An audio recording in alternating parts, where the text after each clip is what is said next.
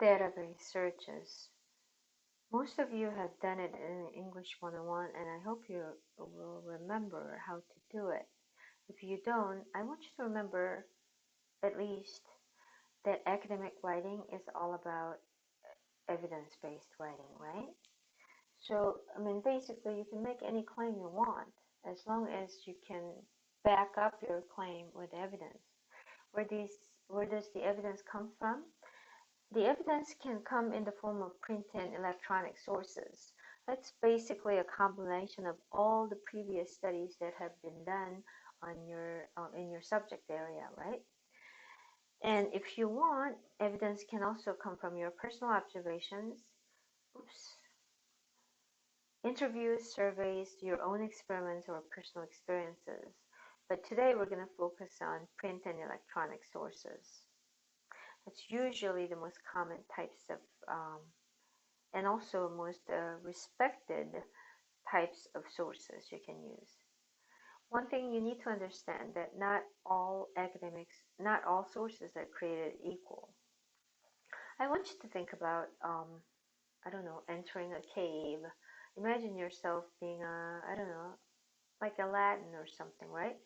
You've got your, you've got a rope tied around your waist, and you're going down into the depth of the earth.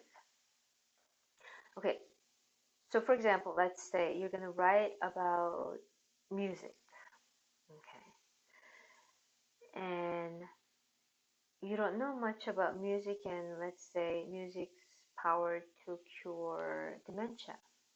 Okay, so you are going to read something very, very general, like the Wikipedia entry. My mouse is not working too well today.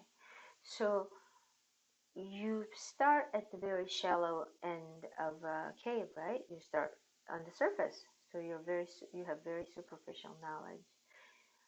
You're actually over here now. You read the Wikipedia entry about music and dementia. Okay, so you get some general information. Okay, you might have been told that Wikipedia is terrible. I mean, in a way, it is, because anybody can publish anything in Wikipedia. At the same time, because anybody can edit, in a way, there is enough healthy, like if you put up something that's not true, somebody will correct it. And also, as an entry level information piece, the Wikipedia is not that bad. I mean, if you are really, I don't know, a blank about something like music and dementia, you want to read a Wikipedia entry about that. You just cannot quote from it. Another good thing about the Wikipedia entries is that if you go to the very bottom, you see a bibliography, a collection of all the sources that the author himself or herself used. So there you go. You don't really even have to dig. The research is already there. Okay, so you start from there, and then you go into newspapers and magazines talking about the same topic. You know, sometimes these days the information comes from Facebook. Just, I mean, I hate to say it, but like, dude, check this out. Guess what? Music cures dementia. Okay, that's the extent of information. I'm not making this up, right? But where does that information come from? It's just not, it doesn't come from, even Facebook information doesn't come from a vacuum. Where it comes from is it probably comes from more specialized sources. More likely, some academic or medical researcher did research on the effect of music on dementia patients, right? And then I guess this researcher divided the patient group into two groups, control group and the experimental group. And then one group listened to music and the other group didn't, and then reported the results, right? So think about it. Now put on your thinking cap and imagine yourself, you're a medical researcher and you conducted a study like that. And you want the study to benefit other people. So it needs to be published. Where do you publish?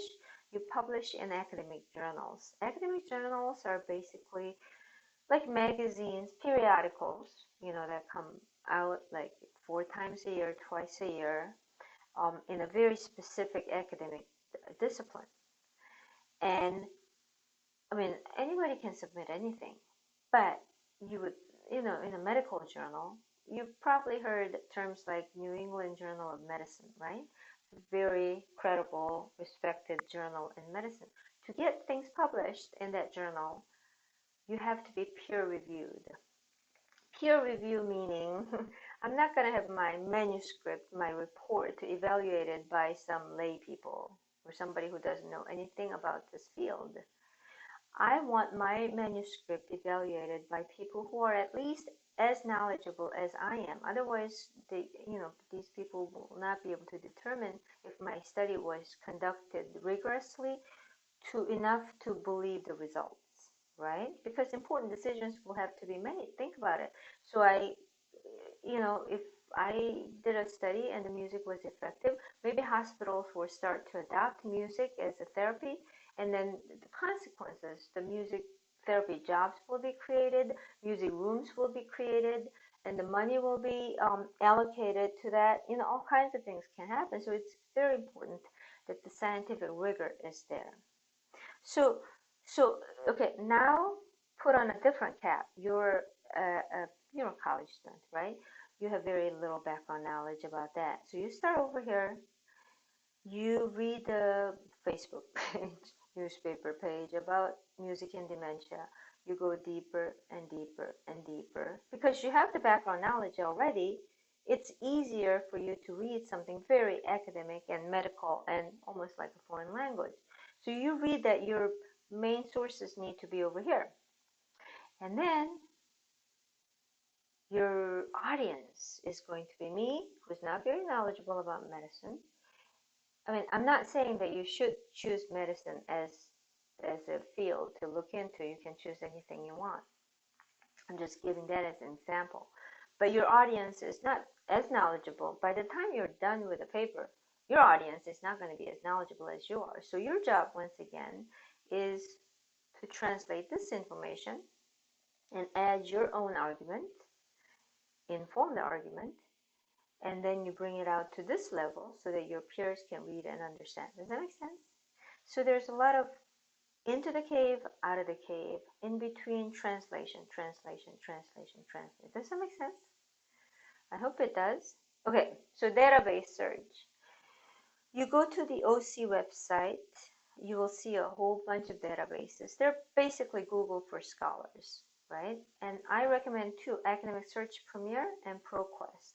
But before you get into this cave, I want you to arm yourself with important key terms. Music has to be everybody's key term because you're going to write a paper about music.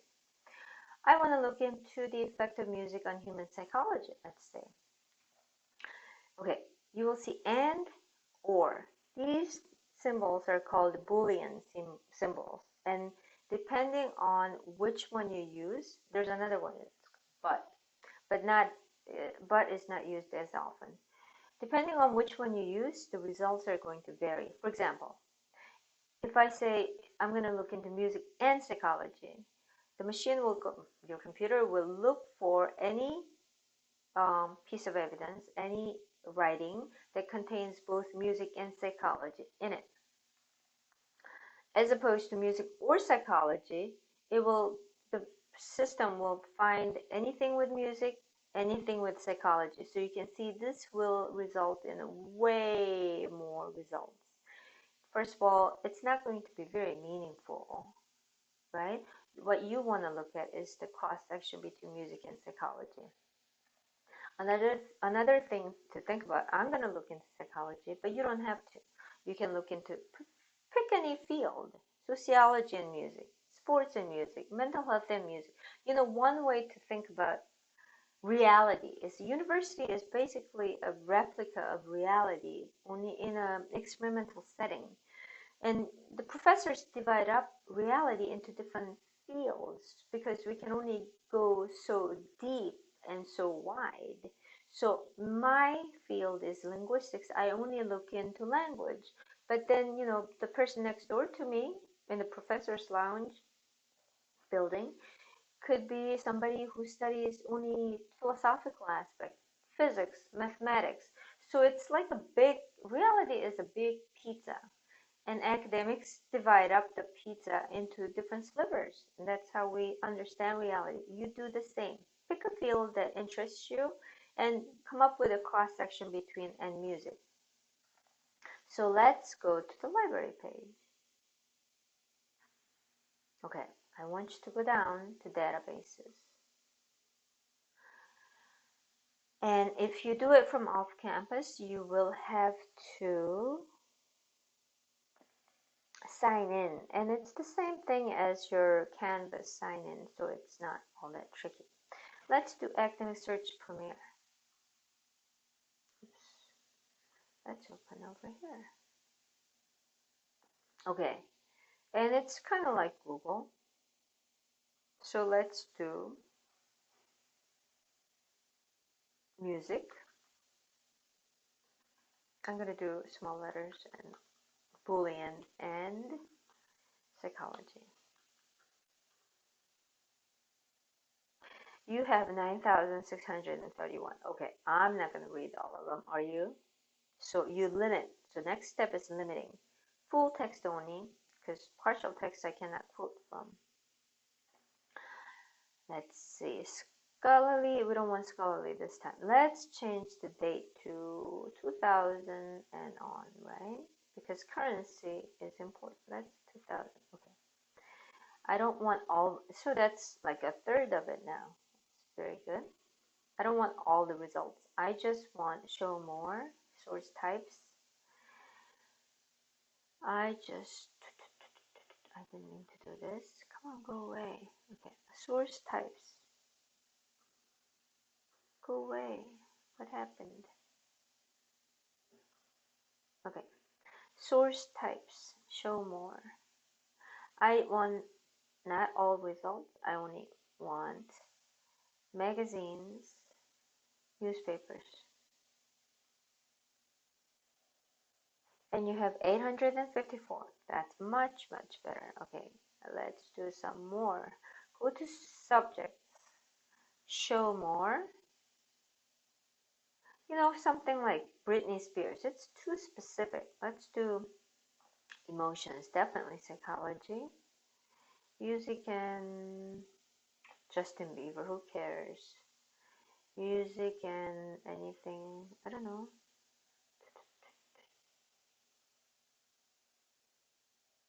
Kelly. Musician, social aspects, we don't want sociology, we want psychology. Let's just do that. You know, just looking through the subject section can give you ideas. Update. Now you have 6. That's manageable. Now the next step is looking at titles, listening and music engagement, exploration of the effect of different listening strategies on attention, emotion, peak affective experience. That sounds interesting. So you look at the title, you don't read the full text yet, you read only the abstract, which is a summary. And if the summary looks promising, this is what you do. You save. And then you can even save the citation format as we want MLA. Save. You can even put it into a folder. I would do multiple things. I would maybe not print, add to folder, email, save, all kinds of things. Sometimes things can get lost. One cool thing you can do is you export it. And export to EasyBib. You've all used EasyBib, right? I love EasyBib. You go there, without abstract, you import. I'm an import and export. Okay, so MLA 8, and then it's already done, right? There you go. That's the citation. You copy and paste. How easy is that? Right? So let's summarize. Okay, so you go to the database, and I want you to pick Academic Search Premier or ProQuest. My mistake, ProQuest. Come up with really good key terms and use terms like and, preferably and. Narrow down the search how. Oops, last page.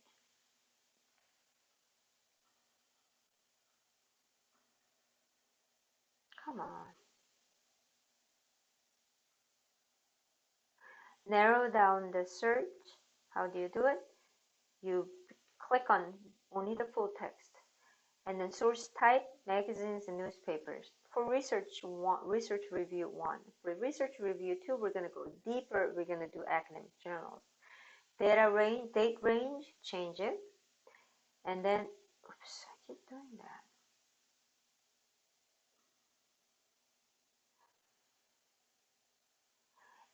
And then read the title. If it looks promising, read the abstract, not the full text yet. And then save, email, and export to EasyBib using MLA 8, right? How easy is that? When you really have no excuse not to do a fantastic job and get an A in this assignment, right?